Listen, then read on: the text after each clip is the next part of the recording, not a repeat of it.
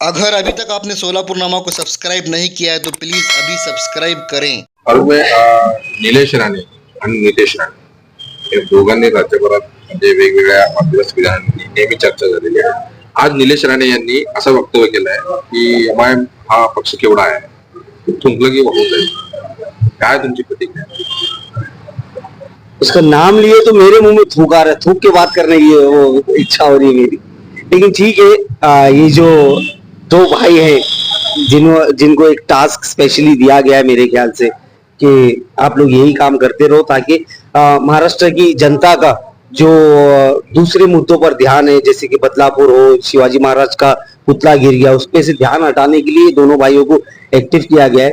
But still in लोगों ने बहुत बड़ी बात की है. तो नीतीश राणे को तो जवाब हमारे इम्तियाज जलील साहब ने दे चुके हैं और उसका हम लोग उसके लिए 5 दिन बाद मुंबई आने भी वाले हैं मोर्चा लेकर मुख्यमंत्री को सब समझाने के लिए.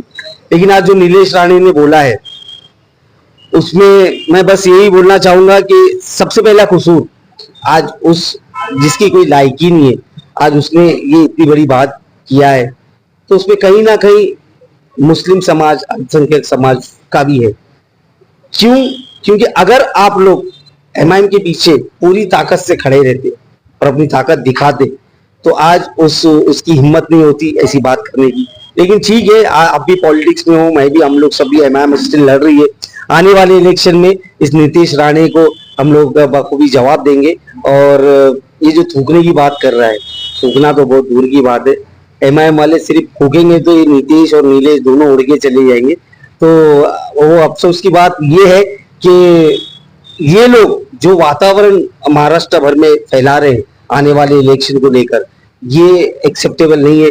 मेरी अपील है जो ये जिनको अपना बॉस मानते हैं कि मैं बोलना चाहूंगा कि आप अभी भी जाग जाइए, क्योंकि हमारा पूरा यकीन है कि ये दो पिल्ले जो है ये आपको भी ले डूबेंगे, आपकी पार्टी को भी ले डूबेंगे. अगर आपको बचना है, अगर आपको एक्टिव रहना है पॉलिटिक्स में, तो ये दोनों को बाहर करिए और इनका नामो निशान मिटाइए. वैसे हम लोग सक्षम है इनका आने वाले इलेक्शन में इनका नामो निशान पॉलिटिक्स में से मिटाने के लिए. और मैं ओपन चैलेंज आज नीलेश राणे को ये कर रहा हूँ जो थूकने की बात कर रहा है कि अगर तू अपने आप को इतना ही ताकतवर समझता है और अपने थूक में इतनी ताकत समझता है तो फारूक शाब्दी ने आज ये सोच दिया है कि वो बैरिस्टर असदुद्दीन ओवैसी साहब और इम्तियाज जलील साहब से ये बात करेगा और मांग करेगा, रिक्वेस्ट करेगा उनको कि जहां से नीलेश राणे इलेक्शन लड़ रहा है, आमदार की अगर लड़ रहा है, तो वहां से मुझे टिकट दे.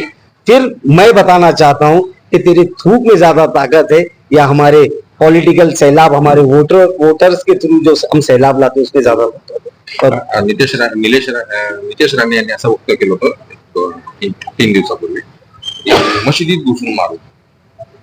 बाप का राज है क्या? बाप का राज चल रहा है. कोई भी आदमी किसी भी धर्म को फॉलो करने वाला हो, वो इसको एक्सेप्ट कभी नहीं करेगा, चाहे वो मुस्लिम हो या हिंदू हो. मुसलमान कभी इसको बर्दाश्त नहीं करेगा कि मस्जिद में घुस के कोई बंदा आके, और जो मस्जिद में घुस के मारता है ना, वो ना हिंदू होता है ना मुसलमान होता है, वो राक्षस होता है, राक्षस. तो ऐसे राक्षसों से निपटने के लिए अगर मुस्लिम समाज के धर्म स्थल पर कोई हमला करेगा तो मुसलमान सक्षम है. अगर हिंदू समाज के धर्म स्थल पर, मंदिरों में कोई हमला करेगा तो हमारे हिंदू भाई सक्षम है उससे निपटने के लिए.